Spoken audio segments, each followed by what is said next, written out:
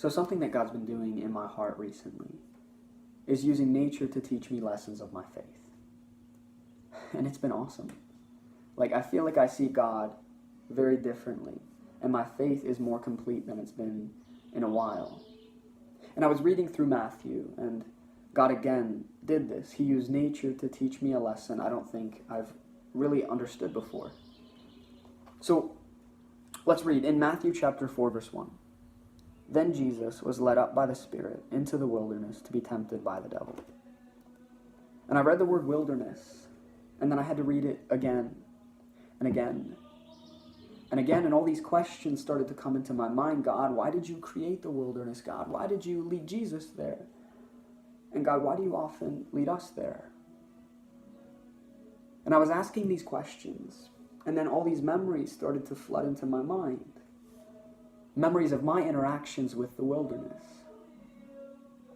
So we just got back from the Sonoran Desert. I was doing research on cacti, like any normal person. And what I came to understand is that oftentimes the wilderness is harsh and humble and unforgiving if you're not prepared. And this was confirmed by another memory involving my family. So we just moved across the country from Pennsylvania to California. And as we drove this trip, we made our way through the Mojave Desert, and our car broke down. And looking back on this now, it's crazy to think that the desert, it really didn't do anything besides exist. It was simply what it was. We were the ones that drove through it. We were led through it by our journey. And it broke our car down. It broke something that we had put so much trust into. You see, in my mind, the wilderness is not only harsh and humble and unforgiving if you're not prepared,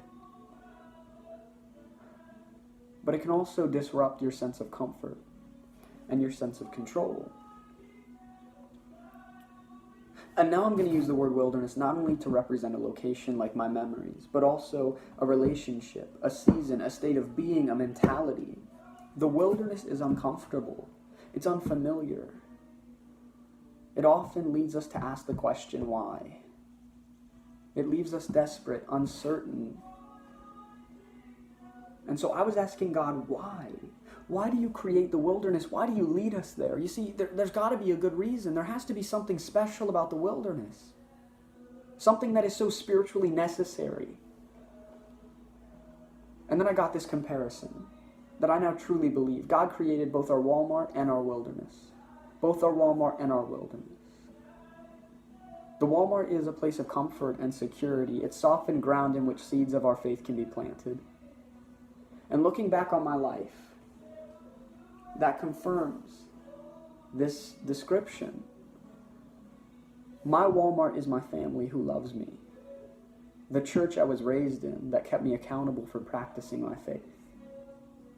And the friends that always had my back.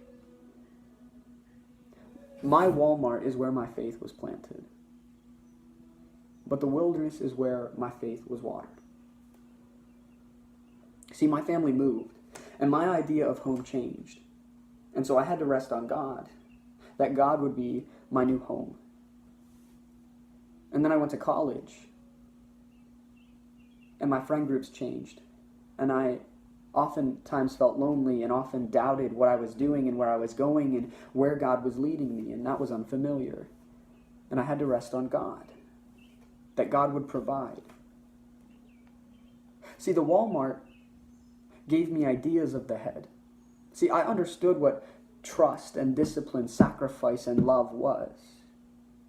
But it was only in the head. The wilderness is where the ideas of my mind became convictions of the heart. And I began to practice my faith in the midst of the wilderness. And God watered my seeds. And they grew stems, the stems that bore fruit. Fruit that I feed from now and fruit that I've seen others feed from as well.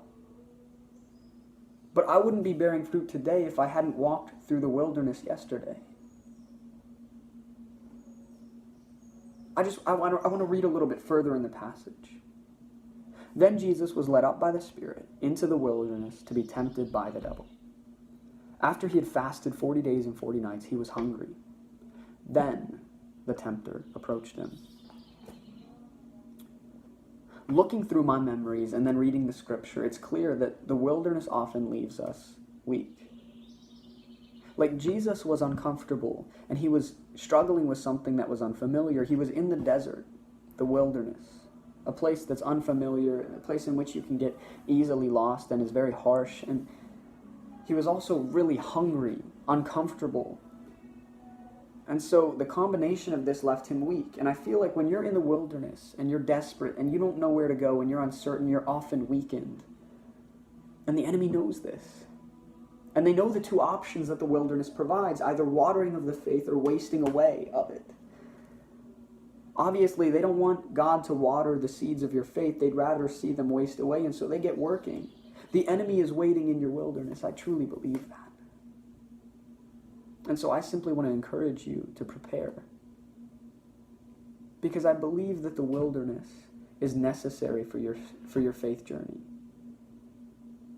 And I truly believe that God will lead you there. But I also believe that the enemy is waiting. The wilderness is critical. Because God will often lead those who have hearts full of seeds into the wilderness. Because your heart is thirsty. But you don't know until you walk into an environment where you can feel the thirst. And God will use the wilderness to water your faith. But there are two options. And I believe it's a choice. For the watering of your faith, or it's wasting away. You can rest on God in the wilderness, or you can reject Him. Either one presents one of those options.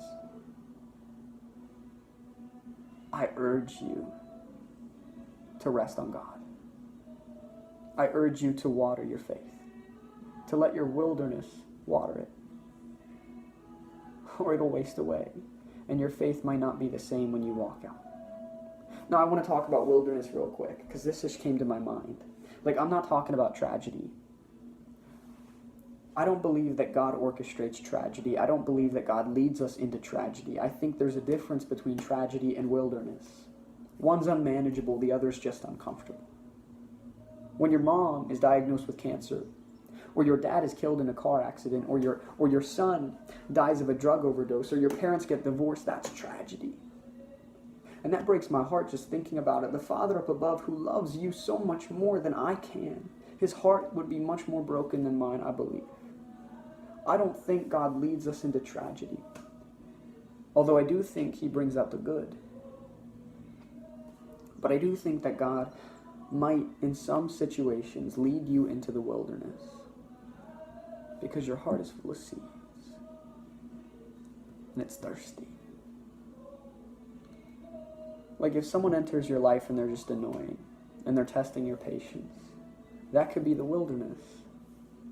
The wilderness where God is trying to teach you a lesson that will grow you. Or if right now you're in a season where your job is just working you, and you're exhausted. You're putting in insane hours, and you can't imagine continuing this. Like you don't know how you're going to. That could be the wilderness, where God is teaching you and growing you in ways you never could predict. Or if you're struggling financially, like that could be the wilderness, where God is trying to get you to break away from comfort and rest on Him. I encourage you, I implore you, if you find yourself in a season of discomfort, and unfamiliarity, evaluate your heart, and if it's full of seeds, find the source of water, because they need to grow. It's the only way they'll bear fruit. But I also believe, hear me now, as weak as you may be in the wilderness, you're also weak in the Walmart. I encourage you to evaluate your heart. If you're in the Walmart, listen to God. He may be pushing you into the wilderness. If you're in the wilderness, rest on God and let Him water your faith. I'll just say it one more time. For those of you who have a heart full of seeds, and you feel like you are right now in the wilderness, let your wilderness water it.